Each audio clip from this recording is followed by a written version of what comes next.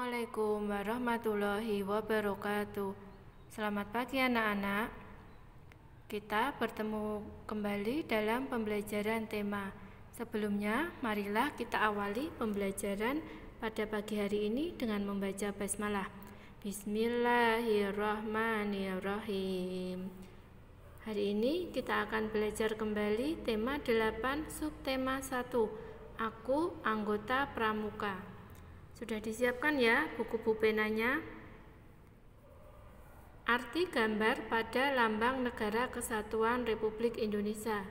Nah, perhatikan gambar Garuda Pancasila berikut. Nah, banyak bulu pada sayap, ujung ekor, pangkal ekor, dan leher menunjukkan tanggal, bulan, dan tahun kemerdekaan Negara Kesatuan Republik Indonesia. Bulu sayap ada 17 helai, bulu sayapnya ya ada 17 helai yang menggambarkan tanggal kemerdekaan Indonesia. Bulu pada ujung ekor ada 8 helai. Pada ujung ekor ini ya ada 8 helai yang menggambarkan bulan kemerdekaan Indonesia, yaitu Agustus. Bulu pada pangkal ekor ada 19 helai yang menggambarkan 2 angka pertama tahun kemerdekaan Indonesia. Bulu pada leher ada 45 helai yang menggambarkan 2 angka terakhir tahun kemerdekaan Indonesia. Jadi, jumlah helai bulu pada pangkal ekor dan leher menunjukkan tahun kemerdekaan Indonesia, yaitu 1945 atau tadi ya 1945.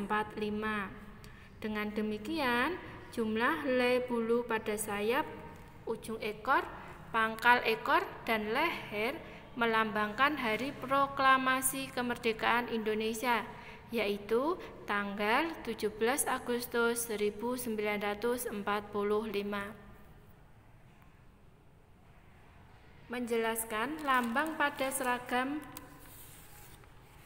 pramuka dari teks tulis. Pramuka itu dibagi menjadi beberapa tingkatan berdasarkan umur. Kelompok umur 7 sampai 11 tahun 7 sampai 10 tahun ya. Kelompok umur 7 sampai 10 tahun disebut pramuka siaga. Kelompok 11 sampai 15 tahun disebut pramuka penggalang. Pada seragam pramuka siaga dan penggalang itu terdapat lambang yang berbeda. Nah, sekarang kita akan mengenal tanda pengenal pakaian seragam pramuka siaga. Pakaian seragam pramuka berbeda-beda sesuai tingkatannya. Nah, biasanya kalau siswa kelas 3 itu masuk kelompok pramuka siaga. Nah, ciri pakaian seragam pramuka siaga adalah memiliki list berwarna coklat tua pada lengan baju. Seragam pramuka siaga dilengkapi dengan lambang-lambang. Lambang pengenal diri berupa papan nama yang dikenakan di baju bagian depan kanan di atas lipatan. Pada tutup kepala terdapat lambang yang dikenakan di bagian tengah depan dan berwarna hijau. Bentuk tanda topi untuk pramuka putra dan putri berbeda, yaitu berbentuk segi 4 untuk putra dan lingkaran untuk putri. Lambang lain yang terdapat pada seragam pramuka adalah lambang pelantikan. Warna dasar lambang pelantikan adalah warna coklat. Bentuk dan tempat pemasangan lambang pelantikan untuk pramuka putra dan putri berbeda. Untuk pramuka putri, lambang pelantikan berbentuk lingkaran dan dipasang pada kerah kiri. Lambang pelantikan pramuka putra berbentuk segi 4 dan dipasang di dada sebelah kanan. Kita lanjutkan ya. Menentukan jenis-jenis sudut. Nah, berdasarkan besarnya, sudut itu dibedakan menjadi 3, yaitu sudut siku-siku, sudut lancip, dan sudut tumpul. Nah, Sekarang untuk sudut siku-siku adalah sudut yang kedua kaki sudutnya saling tegak lurus ya. Kedua kakinya saling tegak lurus, namanya sudut siku-siku.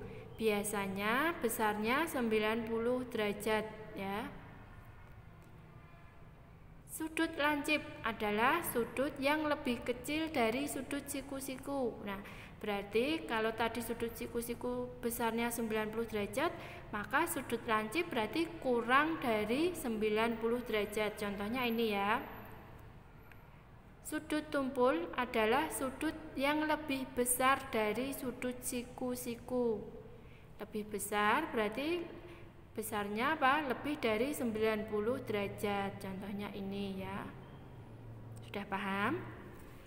Kita lanjutkan ya. Menjelaskan lambang pada seragam pramuka dari teks lisan. Nah, kalian perhatikan teks berikut ini. Pramuka merupakan singkatan dari Praja Muda Karana. Pramuka memiliki dua lambang, yaitu Lambang Pramuka Indonesia dan internasional. Lambang Pramuka Internasional dikenal dengan Lambang Pandu Dunia atau WOSM, World Organization Codes of Movement, atau Organisasi Kepanduan Dunia. WOSM didirikan pada tahun 1922. Lambang WOSM terdiri dari bunga lili dengan 3 ujung kompas, 2 bintang, dan tali melingkar bersimpul mati. Lambang tersebut berwarna putih dengan dasar berwarna ungu. Di Indonesia, lambang ini menjadi salah satu tanda umum gerakan pramuka. Lambang ini ditempelkan pada seragam pramuka bersama dengan lambang gerakan pramuka. Lambang WOSM dipasang di dada sebelah kanan untuk pramuka putra dan kerah baju sebelah kanan untuk pramuka putri. Bentuk lambang WOSM putra dan putri berbeda pada bentuk bingkainya. Lambang WOSM putra berbentuk segi 4, sedangkan putri berbentuk lingkaran. Nanti bisa dibaca kembali ya teksnya. Sekarang kita lanjutkan. Makna semboyan Bhinneka Tunggal Ika dalam kehidupan sehari-hari di rumah. Nah, Garuda Pancasila mencengkram pita berwarna putih. Pita tersebut bertuliskan Bhinneka Tunggal Ika. Bhinneka Tunggal Ika merupakan semboyan bangsa Indonesia yang mempunyai arti berbeda-beda, tetapi tetap satu kesatuan. Jadi, semboyan Bhinneka Tunggal Ika menggambarkan persatuan dan kesatuan bangsa dan negara kesatuan Republik Indonesia. Di Indonesia terdapat keberagaman agama, suku bangsa, ras, bahasa, dan budaya. Keberagaman tersebut merupakan kekayaan bangsa yang patut kita syukuri. Meskipun berbeda-beda, tetapi bangsa Indonesia tetap menjaga persatuan demi keutuhan Negara Kesatuan Republik Indonesia. Mendeskripsikan lambang pada seragam pramuka. Pemakaian lambang pada seragam itu bertujuan untuk mempermudah mengenal identitas anggota pramuka. Salah satu jenis tanda pengenal pramuka adalah tanda satuan. Tanda satuan menunjukkan tempat seorang anggota pramuka bergabung. Tanda satuan itu terdiri atas tanda barung, peta wilayah atau lokasi, lambang nomor gugus depan, dan lencana wilayah. Barung adalah sebutan untuk kelompok pramuka siaga. Lambang barung berbentuk segitiga polos berwarna. Lambang barung dipasang di lengan kiri seragam pramuka. Peta wilayah, nomor gugus depan, dan lencana wilayah dipasangkan di lengan sebelah kanan. Nah, ini tadi lambang ya. Udah paham ya? Sekarang kita lanjutkan. Makna perisai yang terdapat pada Garuda Pancasila. Nah, perisai yang ada di Garuda Pancasila itu kemarin bentuknya seperti ini ya. Ini perisainya. Nah, perisainya ini ada di mana? Ada di dada Garuda Pancasila. Perisai ini menyerupai jantung yang digantung dengan rantai pada leher Garuda Pancasila. Perisai melambangkan perjuangan dan perlindungan diri untuk mencapai tujuan. Perisai tersebut terdiri atas 5 ruang yang berisi gambar-gambar yang melambangkan sila-sila pada Pancasila. Gambar bintang merupakan simbol sila pertama. Nah, gambar bintang ya, simbol sila pertama. Rantai merupakan simbol sila kedua. Pohon beringin merupakan simbol sila ketiga. Kepala banteng merupakan simbol sila keempat. Padi dan kapas merupakan simbol sila kelima. Di tengah perisai terdapat garis hitam tebal yang menandakan garis khatulistiwa. Nah, di tengah perisai terdapat garis hitam tebal yang menandakan garis khatulistiwa. Garis itu melambangkan bahwa Negara Kesatuan Republik Indonesia berada di atas garis khatulistiwa. Negara Kesatuan Republik Indonesia merupakan negara yang merdeka dan berdaulat. Kita lanjutkan, jenis-jenis sudut pada bangun datar. Nah, tadi sudah disebutkan ya, jenis-jenis sudutnya ada sudut siku-siku, sudut lancip, dan sudut tumpul. Nah, sekarang jenis sudut pada bangun datar. Nah, setiap bangun datar itu memiliki jenis sudut yang berbeda-beda. Nah, sekarang perhatikan jenis sudut pada beberapa bangun datar berikut. Nah, ada persegi. Nah, persegi ini mempunyai apa? Sudut siku-siku. Nah, selain persegi ada juga persegi panjang, segitiga, siku-siku. Nah, jadi tadi apa? Lurus ya, mempunyai kaki sudut yang lurus, namanya sudut siku-siku.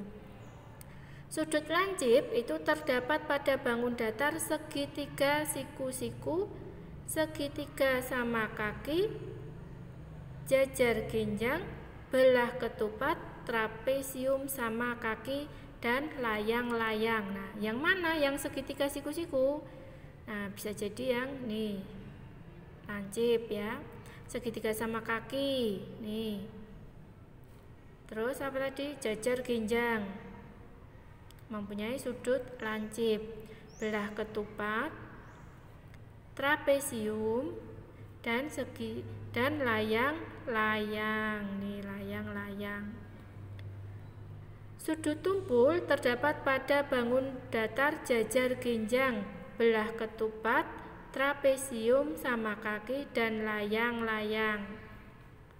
Terdapat pada jajar ginjang. Nah,